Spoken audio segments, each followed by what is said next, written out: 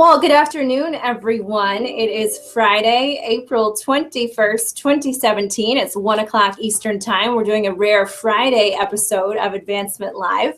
I'm Kim Brown, and on today's episode, we are talking about whether we had a good year. That's the question that many of us hear, and it's always a matter of how do you respond to it? How do we know that what we're doing in the world of alumni engagement, in the world of development, is actually having an impact? And so we're really talking about engagement scoring. We're going to talk about affinity metrics, all kinds of different things on today's episode, and I know it's a hot topic for many of you. I've got two great guests who are joining me today, and I'll introduce them in just a bit. But first, as we always do, I want to tell you that Advancement Live is part of the Higher Ed Live network. Our episodes offer you direct access to the best and brightest minds in higher education. And you can be part of our live broadcast, and that's going to be really important today as we hear from all of you as to how you do engagement scoring. You can be part of those broadcasts just by tweeting with the hashtag HigherEdLive. I will do my best on my multiple monitors to pay attention to what our speakers are saying, to be answering your tweets, to be asking questions that come in through Twitter. And we should have a great next about 45 or 50 minutes or so. All of our episodes are free, and you can access them in the video archives. Those are at higheredlive.com, or you can take Higher Ed Live with you on the go. We come in podcast format as well, and you can certainly listen no matter where you are. Higher Ed Live is produced by M. Stoner, which is a digital-first agency committed to tailored solutions that drive real results. Anywho, now that that's all taken care of, I want to introduce you to today's guests. We have Lindsay from DePauw University. Lindsay Carter is Director of Alumni Engagement for Campus and Regional Programs. And Lindsay came to me, it was an idea after she presented at last year's Sizzler conference, and Mallory from M. Stoner was like, you have to do this episode. So Lindsay really coordinates all of the on-campus events for DePauw University. She also oversees alumni travel. She works with alumni volunteers. As many of us do in alumni engagement, she wears many hats. And we also have Parks Smith, who is Director of Alumni Relations at Longwood University. He is charged with spearheading all off-campus engagement for Longwood, works on volunteer opportunities, really focuses on lifelong learning for Longwood's graduates. And both of them, let me tell you, have so much to share on the topic of engagement scoring. So I was super jazzed that both of you were available to join me on this Friday afternoon. So we're going to jump right to it. Remember, if you have anything that you want to add to the conversation, questions for Lindsay, questions for Parks, just shoot a tweet over to Higher Ed Live, and we will answer those as they come in. So without further ado, I do have to tell you guys, we're 2 minutes before the episode and Lindsay couldn't hear us, but we solved it. Life is good. And so we are ready to roll. I'm going to start with Lindsay at DePauw University to talk about your Alumni Engagement Index. I know this might be a very long answered question, or long answer to this question, but when did it start, and what is the DePauw University Alumni Engagement Index? Sure. So the Alumni Engagement Index for us is something that started in calendar year 2012, fiscal year 2013. So it has evolved quite a bit over the last couple of years as we've sort of fine-tuned the process. And you know, the answer to why we created it, you already answered a little bit, in that most institutions have a very long history of reporting and tracking the percentage of alumni who give financially to the university, but we didn't really have any way to quantify any other type of engagement at DePauw. And I think we can all agree that giving only tells part of the story. So for us, we actually created it so that we could answer that question. We could provide some statistics to justify the increase to our alumni engagement staff at the time that we were beginning our campaign in earnest, and really to have some way to set goals and to marshal our resources. So our Alumni Engagement Index, there are 4 sort of overarching categories. They are Go, Give, Help, and Connect. And each one of those umbrellas has many different actions that we track that are underneath that umbrella. So Go is pretty self-explanatory. Those are events that we have on campus, events that we have regionally, and also events that we have online. And Give is the easiest one to grasp. Help are a whole breadth of volunteers that we have at our disposal. So those are admissions volunteers, those are reunion volunteers, board members, a lot of different groups fall into that category. And then Connect represents a lot of our different types of online engagement. Okay. So people who activate their iModules profile and set up their gateway account for us, people who download our alumni community app through Evertrue. There's a whole list of different things. Social media is the biggest one that we find in the Connect category, and it's one of the newest things that we've been tracking. So I like to think of alumni engagement at DePauw as a menu of about 40 to 45 different things that our alumni can do to count in our index. And at the end of the day, what it boils down to is the percentage of our alumni who are doing at least one of those different things that we track. Okay. So at the end of the day, it's just a percentage. We use the exact same denominator that our colleagues in development use to determine our alumni giving percentage. So when you're tracking it, it's just basically you're checking the box. And so, right? Or are you assigning certain weighted, like is going to an event the same as retweeting?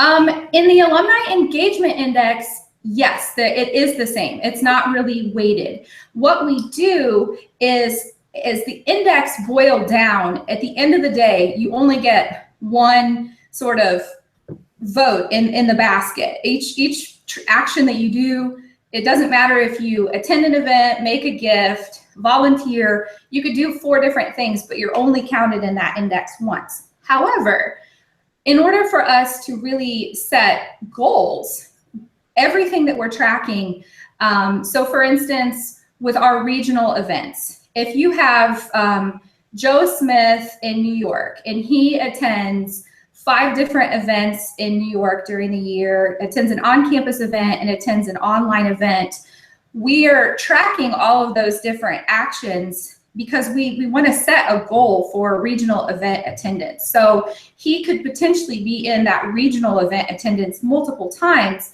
but the reason that we do that is that we know that with any type of work, increased activity leads to overall increased results. So we know that the more we can get our alumni, each individual alumni engaged, the more that they're going to be, in the long run, better donors, and it will spill over into other categories. Awesome. Parks, is there anything, I mean, Lindsay it sounds within those 4 categories, really tracking a huge menu of opportunities. Is there anything else at Longwood that you and your colleagues are keeping an eye on? Yeah, we're tracking most of the same things or similar things. Some of the different things, I guess I would say, is we have our Day After Graduation podcast, and we're tracking not only, we're trying to track who's listening to the best of our ability, but giving people credit for being interviewed. So the first season of the podcast just finished up. There was 8 episodes and probably, 2 to 3 alumni per episode. But beyond that, we probably interviewed like 75 to 100 alumni. So that's engagement to us. How people are engaging with our digital community beyond just joining. Maybe they've connected with certain folks or they've raised their hands to volunteer in a certain way. And then the other thing I guess I would say is our 1 hour a month volunteer program. So we have these time bundles that people participate in each month. So we're tracking who's joined the program, how are they interacting with the program, are they social media ambassadors, are they networking ambassadors, and how frequently they're doing those things.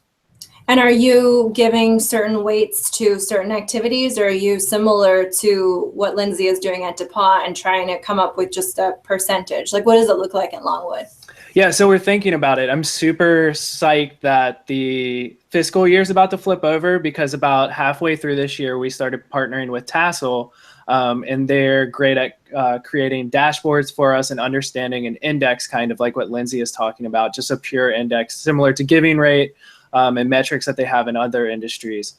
I think that can be kind of a singular metric, but we're also looking at weighting scores in terms of how often people are participating so we can engage our most engaged alumni. But we're trying to figure out if there's more weight in someone coming to campus versus digital engagement and things of that nature. So we may be installing a point system, but I'm really looking forward to hitting the reset button on July 1 as we're figuring that stuff out.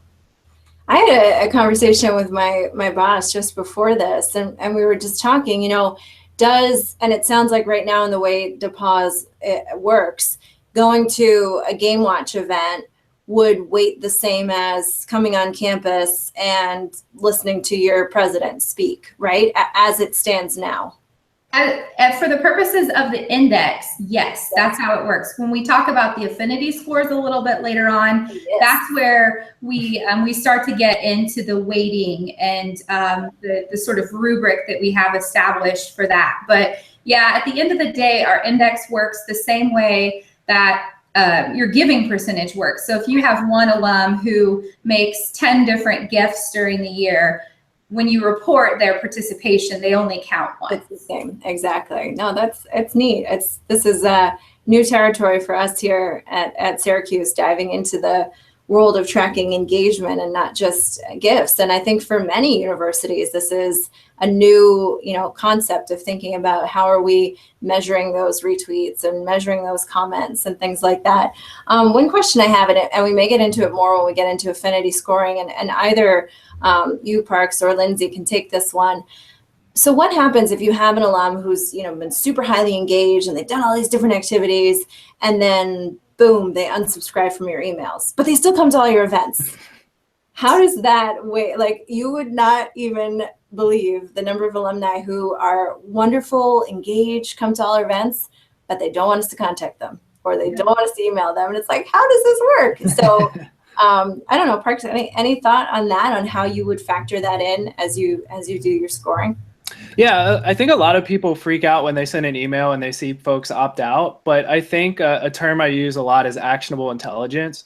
So the way that we're using data and metrics is when we launch an event, how can we become better direct marketers of this event by paying attention to registration trends and what people are doing. Mm-hmm. So when someone opts out, a lot of people will freak out and they'll be, oh no, we lost this email.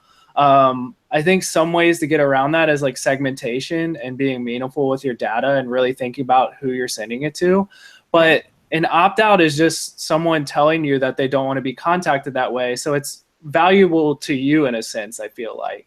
Right. It's certainly not great that they're not getting your emails, but if they're still engaging, and whether they're finding out via Facebook or if it's meaningful enough to pick up the phone with them because that's their preferred method of communication, I think it's more of an opportunity more so than taking it as someone's just totally not interested in you. So it's not like we spam opt-outs after they're done, but I think those people are telling you something. So I think it's a good thing to pay attention to. Yeah, and I would agree with the whole the point about email segmentation. A lot of times, if somebody opts out to a particular message, they're not necessarily reacting to not wanting to hear from DePauw at all. They just didn't want that particular message and that particular content.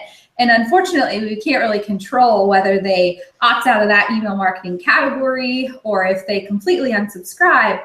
But for us, one of the beautiful things that I have found with our alumni engagement index is that we're all the time evolving. So by knowing who is engaged, we know who's not engaged.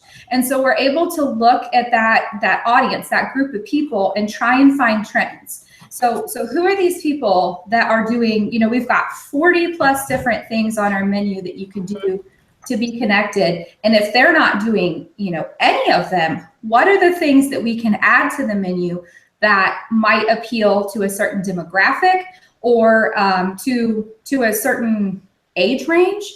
And so that's why we have so many different things. I think that when we first started tracking, one of the things we would hear from our alumni that always made me cringe was the only time I hear from DePauw is when you want money.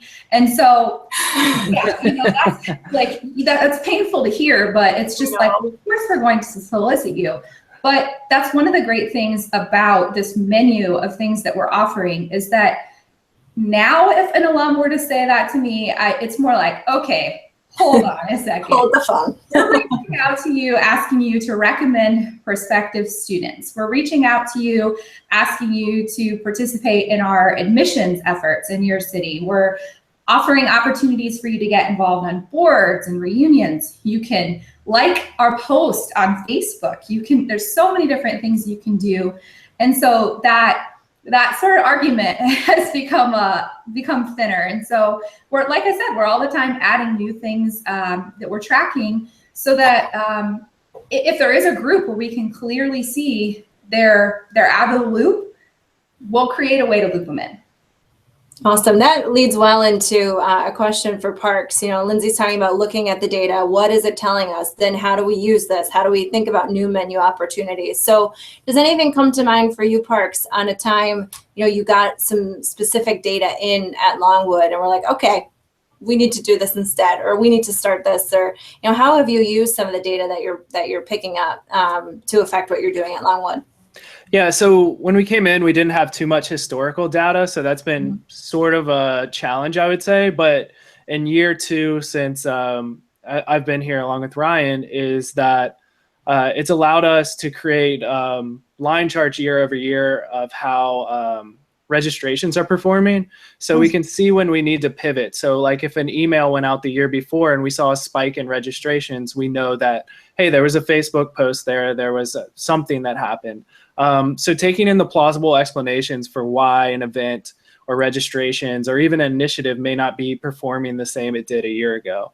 You know, we're about to do our first mega reunion in June, and we're figuring out what's making the marketing work. So just this week, we kind of pivoted to a deadline model, and we've had more registrations this week alone than we've had the total 2 months that it's been open. Really? Yeah, so it's taking things like that and looking for actionable intelligence and areas to pivot to kind of become better at direct marketing, I guess I would say. And kind of things that Lindsay was talking about before, creating opportunities for everyone to join. So if you see that most of your registrants coming are over the age of 60, maybe we need to market this in a different way. One thing that we did over a year ago, we had an event called Meet the Provost, and no one was registering. It was kind of a happy hour style event in Richmond, an hour away from campus, our biggest area of population, and just no one was registering. And we found out no one knew what a provost was. So that's kind of anecdotal and not data driven, but just listening to people and what they're doing, we just changed it to Richmond Alumni Celebration and registrations went way, way up. So it's just, Really? the beautiful thing about data is blending it with the anecdotes that you're hearing from your alumni, but also always trusting your data, I think, too. So Trust your data. That is good stuff. Yeah, we have been pulling teeth to get registrants for an event we're doing in Atlanta. Finally, we just changed the image on the email. Well, we changed the subject line and we changed the image and did a little different, you know, way of laying out who the speakers were going to be, and boom, like skyrocketed. It's just, okay, well, I guess we'll do that again next time. Like, good yeah, to know. sometimes it's paying attention to who's not coming, similar to what Lindsay was saying, than who is coming. So that's something to keep your ear on the ground too. And Parks, you're kind of the same as Lindsay, where the actions are weighted all the same right now, and you're looking at maybe assigning some different scoring to them moving down the line. Yeah, I think that's fair. It's hard to penalize someone who may live in Texas and can't make it back to the campus in Virginia all the time. So I think it's about just how they're engaging and how often they're engaging, rather than the very strict, like, coming to campus that's weighted for 15 points versus a regional event being 10 points, because it's all up to opportunities and where you are in life. You know, people with kids may not be able to come to a Wednesday happy hour. Yeah. So engagement is engagement in our books, and we're just trying to get the most of it as possible. Nice. One of the things we've done at DePauw that to sort of address those people who are in Boise, Idaho, or Alaska, or someplace where they clearly can't come to campus regularly, but we also don't have an active regional chapter. One of the things that we created is a program that we call Virtual Alumni College. And so once a month, we have one of our faculty members present on a timely topic. So for instance, when everyone was talking about Ebola, we had a professor who had a lot of research in that expertise area. She actually did a live webinar on Ebola. And so the more you can keep it contemporary with things that are happening in the news, we stream those lectures out over the web, just like we're doing here today. And we use iModules to actually create an event registration for that. So we actually ask people to indicate that they're planning to participate on the webinar. We put it out there. And so it's been a great opportunity for our alumni who live in those far-flung places and can't make it back to campus to still have an opportunity to be engaged. So that's been a really great program for us. Is that under the Connect category?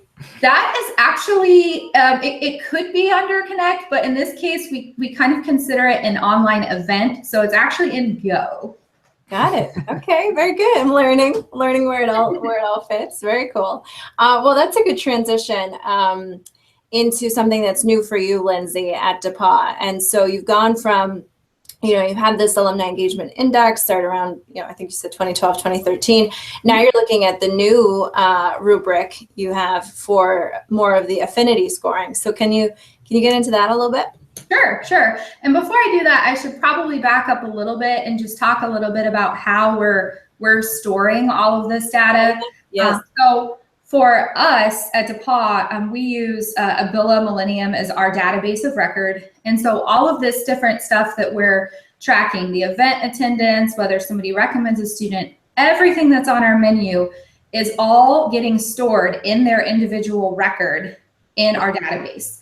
So I would say that it's very good to have it all in one place because it's something that our gift officers look at on a regular basis.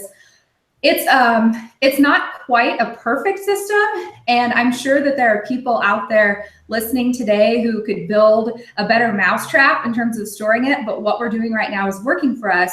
So because we already have all of that data living in our system where we can easily query off of it, easily access it, we created our own affinity scoring rubric, and we have 2 years worth of data on this particular platform at this point. So the way our affinity scores work is we basically have a 5-year look back period. So at the end of our fiscal year, which will close on June 30th, we get all of our data finally plugged in for the fiscal year that we just concluded. And so we will recalculate our affinity scores using the fiscal year that just concluded plus all of the data from the previous 4 fiscal years. So it's a 5-year period of time that we're looking at on someone's affinity score. And the affinity scores for us are basically our own homegrown predictive modeling system, very similar to what you would have with like a wealth engine score, or if you work with any sort of campaign company who gives you different predictive modeling of affinity to make a major gift, that kind of thing. So it's a numeric score. 100 is a perfect score. Okay. And it's broken down so that you can get 25 points for go, give, help, and connect respectively. And so for instance, this is something that's actually a lot easier to see the rubric. So I'm happy to share our rubric by email or social media after the talk for anybody who wants to see it. But for instance, with Go, if you've attended 10 or more events in the last 5 years, you get the full 25 points. Okay. 5 to 9 events would get you 12.5 points. 2 to 4 events in the last 5 years would get you 5 points. And 1 event in the last 5 years would get you 1 point. So it works very similarly for Connect. For Give and for Help, that's where we start to get into more of the weighting. So for Give, those 25 points that you can earn are actually split up so that you can earn 12.5 points for the frequency or loyalty of your giving, and then 12.5 points for the amount or the size of your gift, so that those people who aren't major donors are still able to earn points for loyalty. And in a similar vein, we do the same thing with Help. We acknowledge 12.5 points for the frequency and the length of time that you've been a volunteer, And then the other 12.5 points for the depth of your volunteerism, because of course, someone on our board of trustees is having a more in-depth, meaningful experience than somebody who volunteers for to call their fraternity brothers for their reunion. So it's weighted a little bit, like I said, based on what type of volunteer you are or how much you're giving, how loyal you are. So in this case, like what you were talking about earlier, for the purposes of our index, somebody who attends a watch party, you know, gets the same amount of credit as somebody who comes to campus. But in this particular model, somebody who likes us on Facebook, they're not necessarily getting the same amount of points as somebody who downloads our app. It's just not the same type of interaction. That's wow. That's comprehensive and sounds really challenging to come up with the points. Was that a challenge for you? Well, coming up with the rubric was not hard. Actually implementing it, we are really, really fortunate that the data is all centralized. So it's all right there. And we have some really talented colleagues in our advancement services department who were able to basically build the rubric in a series of queries and reports that basically, like I said, after we close the end of our fiscal year, they just send all of our alumni through this query and it spits out what their point value is for the year. Wow. And so that information then also gets stored in the rating section of their record in our database. And so when our gift officers are looking to travel to Atlanta and they want to know who's in Atlanta, when they pull a report of those alumni, they'll see who's in Atlanta, what their wealth engine is, what their giving history is, but then they also see what that affinity score is. So it's another way for them to gauge who are the best prospects for them to be talking with. Wow, that's neat. How often are you pulling the alumni engagement index? Is that something anytime? The alumni engagement index is something that we do monthly, which has been really huge for us. The first couple of years that we were tabulating it, it was so onerous that we were only able to do it a couple of times a year. And you know, the problem with that, like if you can imagine only getting to check in halfway through the year of how many of your alumni had given, the panic that would ensue, it's very difficult to be able to plan and to react and to change course if you only have the data twice a year. So as we've evolved this process, the alumni engagement index is something we do monthly. So we do have time to evaluate progress towards goals and to make changes. But the affinity scores, it's something that we're doing at the end of each fiscal year and adding that data. So in July, we will then have 3 full years of scoring data that we can compare who increased their score, who decreased their score, who stayed the same. That's awesome. Well, Parks, you looked at some of the event. I saw a blog post of yours that you'd written about some of Longwood's events and kind of felt, and I think a lot of us feel this, why are we doing this? Like, let's change things up a little bit. Can you talk about how events have changed at Longwood and some of the metrics, especially related to giving, that you've seen? Yeah, so we were basically building an engagement platform or program from the ground up here. So I'm primarily charged with regional events. Our first year, we probably did about 35 regional events to 40. What we found was in those events, about 42 to 43% attending all the events on campus and regionally last year were becoming donors. And wouldn't it be great if all our giving rates were that high? Yeah. Like one of the plausible explanations is that these are people who are already engaged, so they're more likely to give. So we're always trying to prove from an alumni relations standpoint, return on investment or return on engagement. So I think by upping the engagement index, kind of what we were talking about at the beginning, the percentage of your alumni that are engaged in some way, and seeing how those people funnel into donors versus the rest of the populations who's unengaged, that's how we can kind of figure out what our return on engagement is. One example of this is we have our 1 hour a month volunteer program where people are doing things digitally every month. We had our giving day, and sorry, what is that? Hold please. What is the volunteer program where you're doing things digitally? And then we'll go into you've mentioned it now twice, and the first time I wanted to ask and then I forgot. So now, what is the volunteer program? Yeah, so basically we wanted to just lower the hurdles for engagement. So whether you can't make it to an event, whether you can't be on a board, something like that, when someone says, how can I help? This is the way to do it. So we developed a program called 1 hour a month. We have about 500 members now. And what it is every month you can choose through 10 time bundles. Like one's the cheerleader, which means you go to an athletic event or a watch party or something like that. Another one's the headhunter, where you're helping an alum find a job or posting a job actively on our digital network. And then there's other various things like the proud parent, where you're embarrassing your kid by putting them in a Longwood shirt and taking a picture, sharing things on social media, things like that. So that program's almost been out for a year now. And every month people will tell us what they did that month and what bundles they did.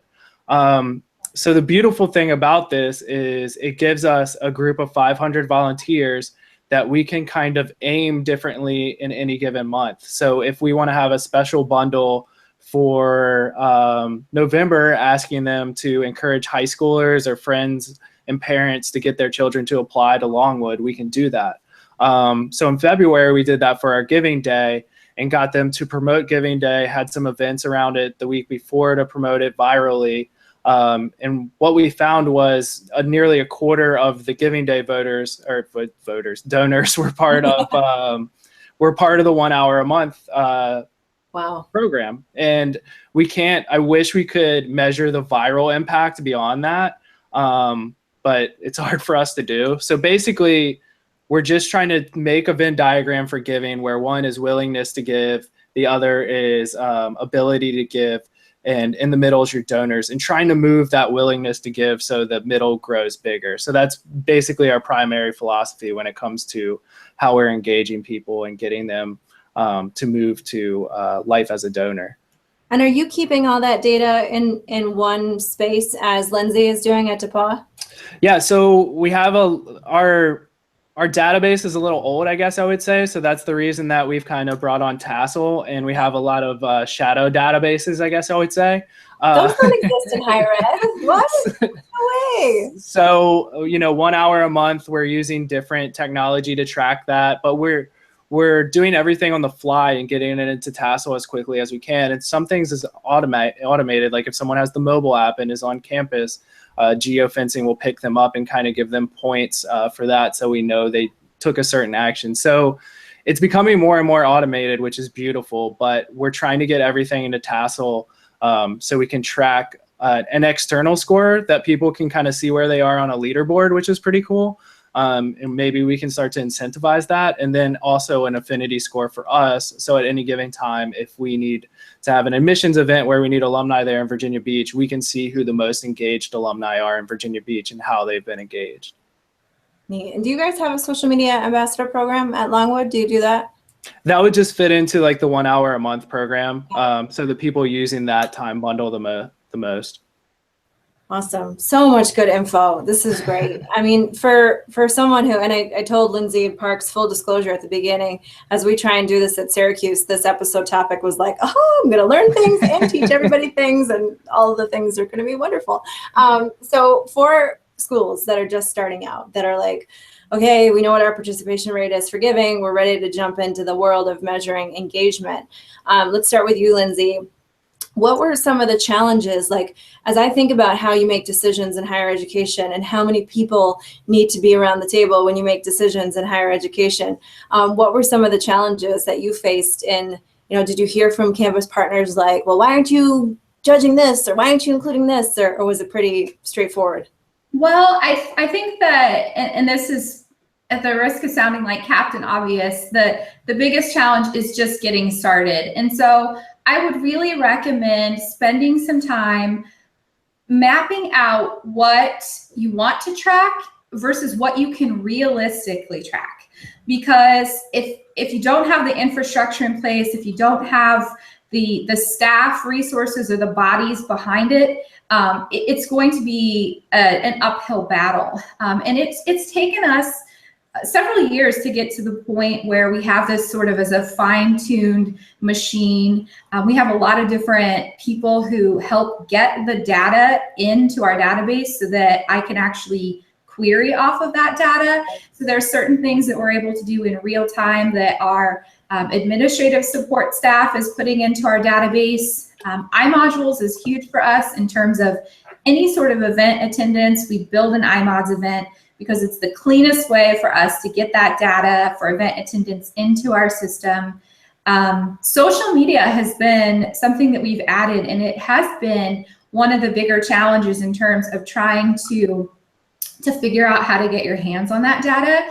Yeah. And I will say that this is something I got a pretty big reaction to is on Twitter when I talked about this at the Sizzler conference this past summer, is that what we're doing at DePauw for social media is we are tracking interactions on our, not the university overall channels, but on our DePauw Alumni and Friends Facebook page and our DePauw Alumni and Friends Twitter. Those are the things that we're tracking. So we are tracking people who on Facebook like, comment, or share, and on Twitter, those who favorite or retweet. And we have about 30,000 living alumni. So just to put that into perspective, I think some of the people who were listening at Sizzler were coming from institutions that have that many graduates in a year, and they're like, well, there's just no way we could possibly ever track all of their social media interactions. But for us at DePauw, we can. And so it's a little bit of a manual process. We actually have an intern who looks at each one of our posts, and she looks at the people who are liking and sharing, and then she's giving me that data so that I know who they are and who to track. So just figuring out how to do that, the mechanics of it is definitely a challenge. One of the ongoing challenges that we have is that some of our data, we do rely on our campus partners in order to get it. So some of the things that we're tracking for admissions, in our Hubbard Center for student engagement. So alumni who are hosting interns, DePauw student interns in their offices, we don't have access to that data on our own. We rely on them to give it to us. And so that is something where it's really sort of up to me and to my colleague who works directly with our Hubbard Center to be the person who's beating that drum and saying, hey guys, we need your data. We rely on this. We really just need you to give us, a refreshed list of who's hosted those interns. So that's an ongoing challenge as well. I think it's one that at DePauw, we're a centralized shop here, and we're blessed with great campus partners. So we have been able to figure out most of those challenges. But then the other thing we have to be mindful of is that as our index is evolving, so we're constantly, just in the last month, I think I've added 3 or 4 new actions that we're tracking. And so that's great, but you have to keep in mind when you're comparing your data from one year to the next, that it's not always exactly apples to apples that you're comparing. And so you have to be mindful and take things with a grain of salt that, of course, the more things you track, the more alumni that you're going to engage. So that's also a challenge as well, but it's a good challenge, I suppose. Right. And then I think the other thing is, and Parks touched on this, and it's so huge, is he used the term return on investment. And that is probably the thing that excites me the most about the tracking that we're doing. You studied financial management in school. Weren't you a finance person? Yeah, I was a licensed financial advisor there for a while, so I'm kind of a nerd. But basically, both our index and our affinity scores really help us with resource allocation, both human and financial. So we're not going, in most cases, to spend a huge amount of time or assign a lot of staff hours to something that isn't driving engagement. So we can look at our grid and say, what are the things we need to spend time on? And they're right there in front of us. And so it really helps us keep our eye on what's important and what we need to be focused on. But the other side of that coin is that one of the challenges that we have is there is certainly work that we have to do that doesn't necessarily have a bottom line impact on the alumni engagement index. And so you can't just throw the baby out with the bathwater. You can't say, well, we're not going to do that anymore. We're not going to steward our donors, because stewardship doesn't, lead to engagement, in at least on our index. Of course, you can't do that. So you have to be mindful of, like I said, just not throwing the baby out with the bathwater in terms of what you're tracking and how it influences the work you do. Awesome. Really, really good stuff, especially for someone just starting out. And I liked what you said about really thinking, yes, we need to spend our time on this, but no, it doesn't mean we can't forget about all the other things that Right. we need to do that might not be in one of the categories. Parks, anything to add on that? As obviously I know you're looking forward to July 1 hitting and you got to, start things over with Ryan at Longwood and really build a program. What are some of the lessons learned or wins or losses along the way in your shop? Yeah, the biggest thing is I would say data is not as scary as it sounds. I think as an industry, we're all kind of behind the curve when it comes to using data and how to use it.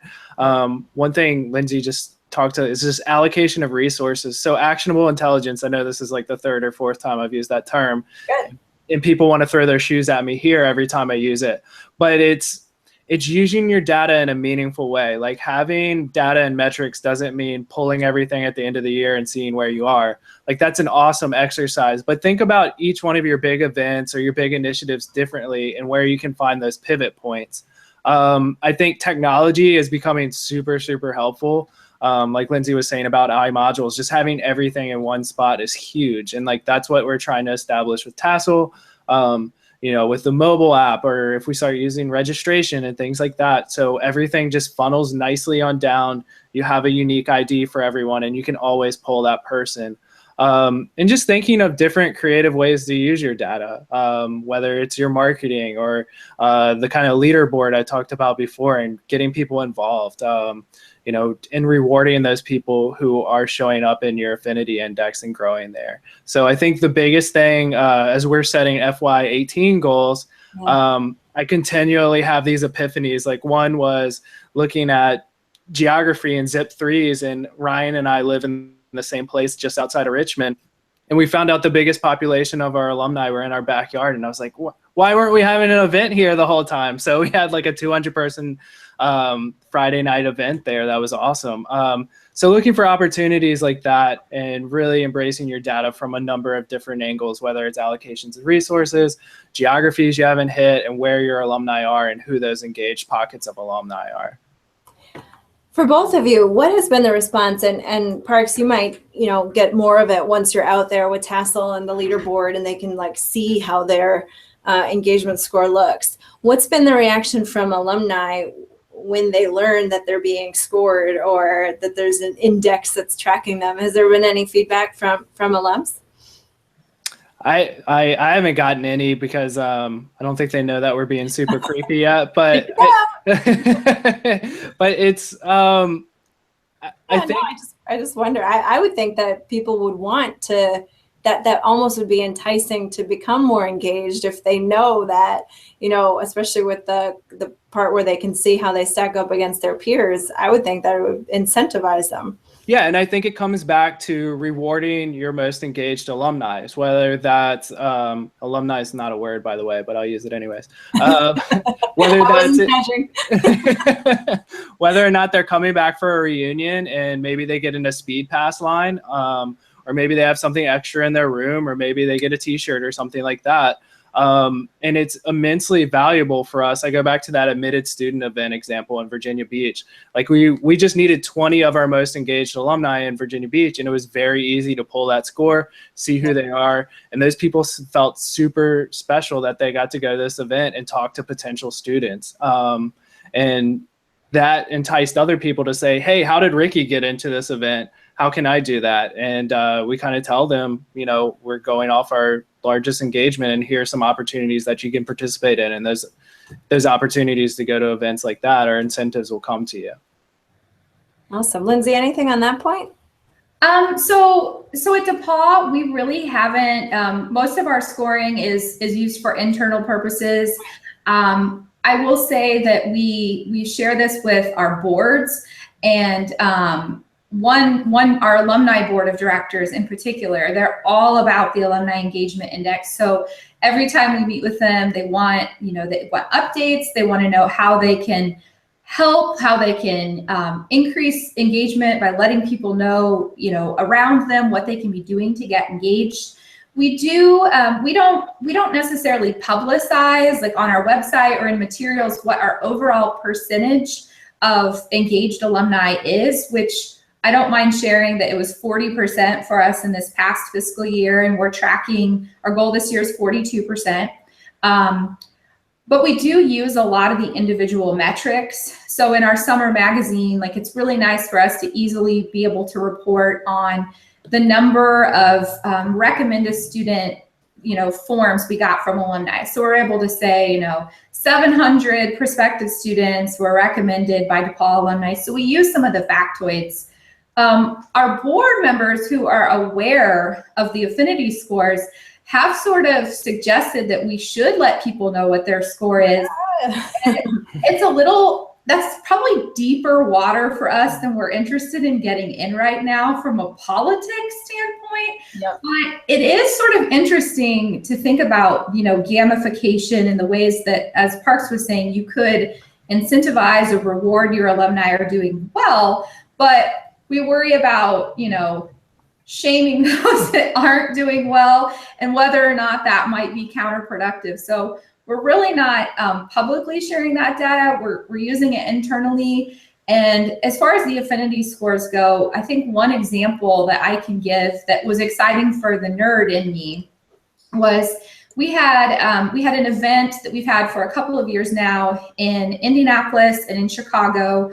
And it was an event that our alumni had to pay $40 to attend.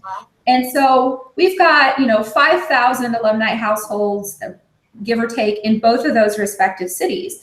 And quite frankly, we weren't sure that it made sense for us to spend the money mailing a nice invitation to all 5,000 people when we knew that some of them just weren't engaged enough to go to an event where they had to pay $40 to attend.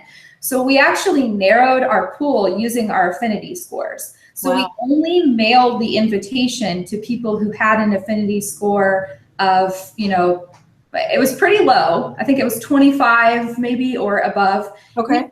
We mailed invitations to everyone. So everyone's included in the event. It's not that you're not invited. We just didn't spend the money on printing and postage for those invitations for people that, the Affinity scores look over 5 years. So if you have 5 years where you can do all of these things and you haven't got, your score is 3, you're clearly unengaged. Yeah.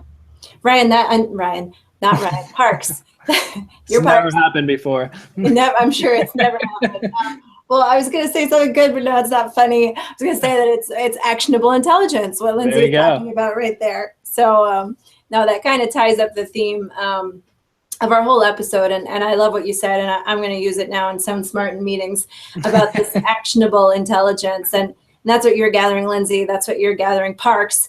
Anything, as our episode comes to an end that I haven't touched on, our Twitter audience has been super quiet. They're just taking notes left and right and not tweeting, which is fine. But anything that you think, I can't believe it's 150 already. Anything that we didn't touch on that you want to hit before we wrap up? I'm just glad to know there's other nerds out there like Lindsay. So I'm pretty happy. Yeah.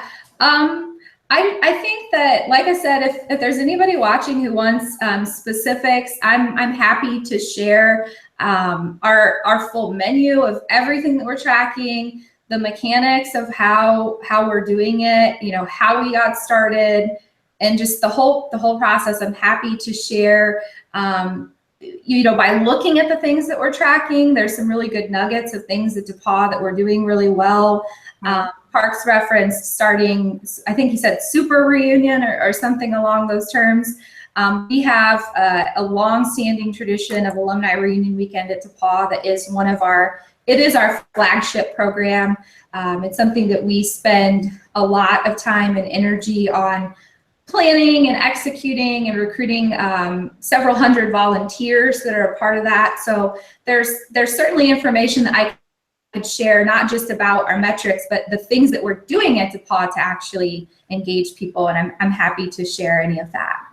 We could do a whole other episode on that, Lindsay. What do you think? Awesome. Well, to both of you, Parks, anything else? Any parting words?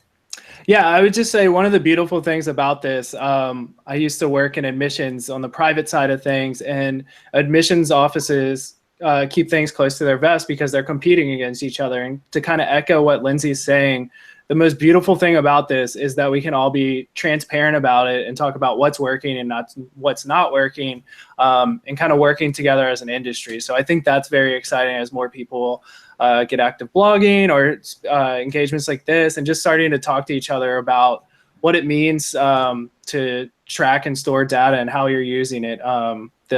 The invitation thing that Lindsay just said, like, I got so excited about that as like a direct marketer at heart. I was like, that's brilliant. Like, that's what I've been talking about. So I think just sharing more ideas, it'll be beneficial for everyone.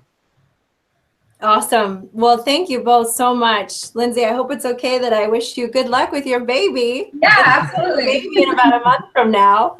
Yep. Nope, super exciting. You'll have a new addition to your family. And we learned that your hubby's the IT guy, and he got you all hooked up with the computer earlier. So things are great. Yeah. Well, thank you both, Parks and Lindsay, for sharing your actionable intelligence with us this afternoon on Higher Ed Live. Really great episode. Thank you to M. Stoner, who sponsors this and all of our episodes. I'm feeling jazzed about engagement scoring moving forward, and good luck to you, Parks, as you move into the next fiscal year with Tassel, and of course to you, Lindsay, with your new baby on the way. And thank you both so much for a great episode. All right, thank you. Thank you, guys. Bye.